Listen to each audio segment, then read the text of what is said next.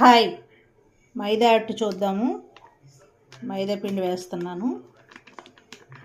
సరిపడా వేసుకోవాలి. ఎంత అయితే క్వాంటిటీ కావాలో అంత క్వాంటిటీ. నెక్స్ట్ సరిపడా సాల్ట్, బేకింగ్ సోడా, తరిగిన ఆనియన్, పచ్చిమిర్చి, పుదీనా, కొత్తిమీర, అల్లం. సరిపడా వాటర్ పోసేసుకుని బీట్ చేసుకోవాలి.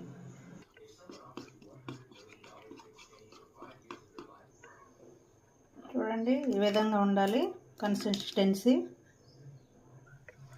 పాన్ హీట్ అయింది, దోశ వేద్దాం. పైన కొద్దిగా జీలకర్ర,